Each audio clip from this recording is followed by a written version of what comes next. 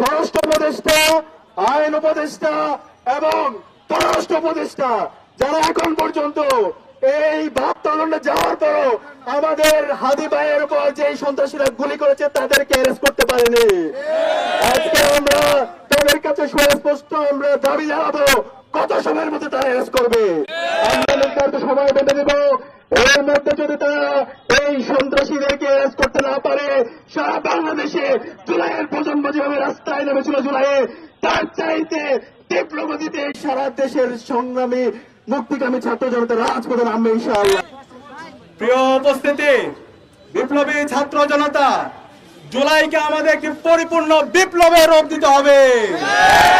জুলাই আমাদের শহীদরা জীবন দিয়েছে একটি পরিপূর্ণ বিপ্লবের জন্য, দেশের ফ্যাসিবাদী কাঠামোকে ভেঙে চুরমার করে দেওয়ার জন্য, রাষ্ট্রের নাগরিকদের নিরাপত্তা নিশ্চিত করার জন্য এবং দিল্লির যে দাসত্ব, দিল্লির গোলামরা গত 16 বছরে বাংলাদেশে যে ফ্যাসিবাদ কায়েম করেছে তাদের বিরুদ্ধে প্রতিরোধ জারি রাখার জন্য আমাদের এই জুলাই বিপ্লব হয়েছে।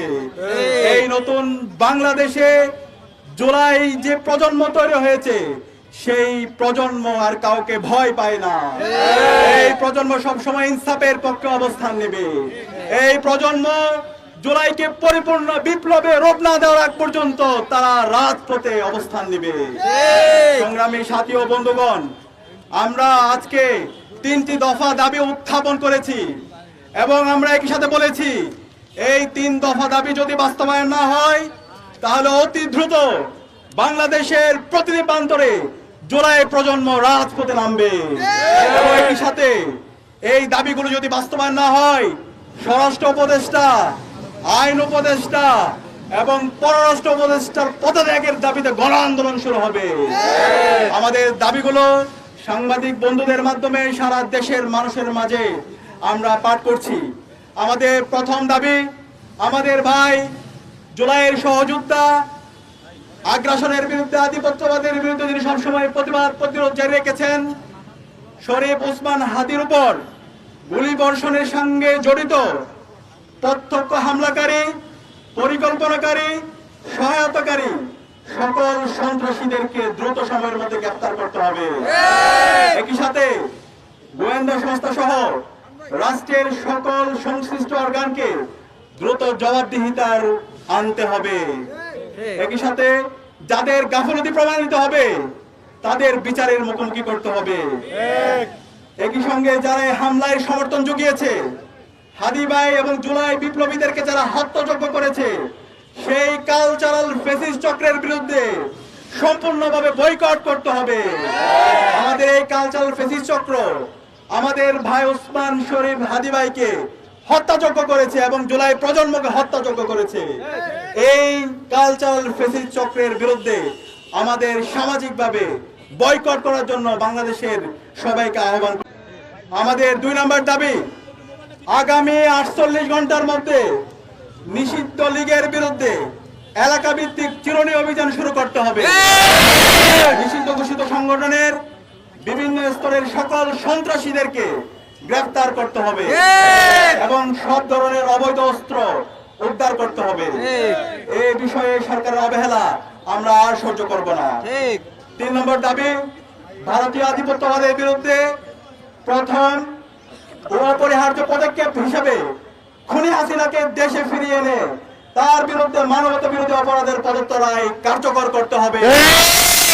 গণহত্যাকারী সন্ত্রাসীদের আশ্রয় দেওয়ার প্রতিবাদে ভারতের সঙ্গে কূটনৈতিক সম্পর্ক পুনর্বিবেচনা করতে হবে। অভিযুক্তদের ফেরত না দেওয়ার পুরো পর্যন্ত কূটনৈতিক সম্পর্ক স্বাভাবিক করা যাবে না। এই 3 দফা দাবি অনতিবিলম্বে না মানা হলে এবং আইন শৃঙ্খলা পরিস্থিতি দৃশ্যমান পরিবর্তন না দেখাতে পারলে স্বরাষ্ট্র উপদেষ্টা, আইন উপদেষ্টা এবং পররাষ্ট্র উপদেষ্টাকে পদত্যাগ করতে হবে। এই আন্দোলনে বাংলাদেশের মুক্তিকামী ছাত্র জনতাকে সাথে নিয়ে সারা দেশে আমরা দুর্বার আন্দোলন গড়ে তুলব। ইতিমধ্যে আমরা আজকের ঘেরাও কর্মসূচি নিয়ে গতকাল থেকে বাংলাদেশের সকল ছাত্র সংগঠন, ছাত্রদল, ছাত্র শিবির, ছাত্র শক্তি, জুলাইয়ের যারা সহযোদ্ধা ছিল সামাজিক সংগঠন আমরা সবার সাথে যোগাযোগ করেছি। সবাই এই 3 দফা দাবির ব্যাপারে তারাও সংহতি প্রকাশ করেছে। এবং একই সাথে আমরা বলতে চাই, আমরা জুলাই যে প্রজন্ম, জুলাই আমরা যারা আন্দোলন করেছিলাম, রাজপথে নেমেছিলাম, আমরা সবাই ঐক্যবদ্ধ আছি। আমাদের কমন গোল এক, আমাদের কমন এনিমি এক। আমাদের কমন এনিমি হলো ভারতের দালালেরা, এনিমি হচ্ছে দিল্লি যারা বাংলাদেশে ফেসিবাদ কায়েম করেছে। আমাদের কমন এনিমি হচ্ছে খুনি হাসিনা এবং তার দোসররা। আমাদের কমন এনিমি হলো নিষিদ্ধ ঘোষিত ছাত্রলীগ, যুবলীগ, আওয়ামী লীগ এবং সন্ত্রাসীরা। তাদের বিরুদ্ধে সারা দেশে গণপ্রতিরোধ গড়ে তোলার জন্য বাংলাদেশের মুক্তিকামী ছাত্র জনতাকে আহ্বান করছি। এই সন্ত্রাসীদেরকে বিচারের আওতায় নিয়ে আসার জন্য এবং তাদেরকে দ্রুত সময়ের মধ্যে তাদেরকে অ্যারেস্ট করার জন্য আমরা বাংলাদেশের সকল ছাত্র সংগঠন, সামাজিক সংগঠন এবং রাজনৈতিক দলগুলোকে আইন শৃঙ্খলা রক্ষায় সারা দেশে গণ কমিটি গঠন করার জন্য আহ্বান করছি। একই সাথে যে সমস্ত আইনজীবীরা এই খুনিদেরকে জামিন দেওয়ার জন্য আপনারা কাজ করছেন, আপনাদের তথ্যগুলো আমরা সারা দেশের মানুষের কাছে ছড়িয়ে দেব। এই এক খুনি হাসিনা এবং তার দোসররা, নিষিদ্ধ ঘোষিত ছাত্রলীগ, যুবলীগ এবং আওয়ামী লীগ, তাদের বিরুদ্ধে তাদেরকে জামিনের জন্য যে সমস্ত আইনজীবীরা কাজ করবে, অপরাধীদেরকে দায় মুক্তি দেওয়ার জন্য যারা কাজ করবে, তাদের বিরুদ্ধে আমাদের অবস্থান জারি থাকবে, তাদের বিরুদ্ধে আমাদের প্রতিবাদ প্রতিরোধ জারি থাকবে।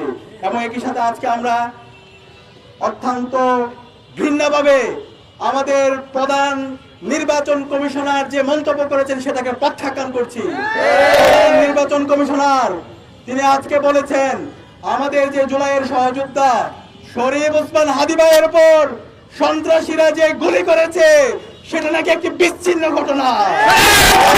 নির্বাচন কমিশনারকে বলতে চাই, এই ধরনের কমেন্ট, এই ধরনের মন্তব্য এই নৃশংস হামলার পর আপনি কিভাবে করতে পারেন? অনতিবিলম্বে আপনার এই মন্তব্য আপনি প্রত্যাহার করেন এবং জাতির কাছে প্রকাশ্যে ক্ষমা চান। আমরা আপনার বিরুদ্ধে আমাদের আন্দোলন সংগ্রাম শুরু করব।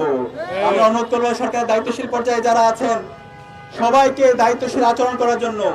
আমরা যারা জুলাইয়ের প্রজন্ম আছি, গত 3 মেয়াদে আমরা ভোট দিতে পারিনি, বাংলাদেশের জনগণ ভোট দিতে পারিনি। তফসিল ঘোষণার পরে বিভিন্ন ধরনের ষড়যন্ত্র এবং চক্রান্ত হচ্ছে। দেশের সামগ্রিক স্টেবিলিটির জন্য আমাদের জাতীয় ঐক্যমত দরকার। এবং দায়িত্বশীল পর্যায়ে যারা আছেন, প্রধান নির্বাচন কমিশনার থেকে শুরু করে প্রধান উপদেষ্টা এবং উপদেষ্টা পরিষদে যারা আছেন এবং রাজনৈতিক দল, ছাত্র সংগঠন, সবাইকে আমাদের দায়িত্বশীল আচরণ করতে হবে। এবং আমি বিশ্বাস করি জুলাইয়ে আমরা যেভাবে ঐক্যবদ্ধ হয়েছিলাম সেই ঠিক একইভাবে আমাদের এই আজকের স্বাধীন বাংলাদেশে আমরা ঐক্যবদ্ধভাবে জুলাইয়ের শহীদদের আকাঙ্ক্ষার আলোকে একটা ইনসাফ ভিত্তিক বাংলাদেশ আমরা বিনির্মাণ করতে পারবো ইনশাআল্লাহ।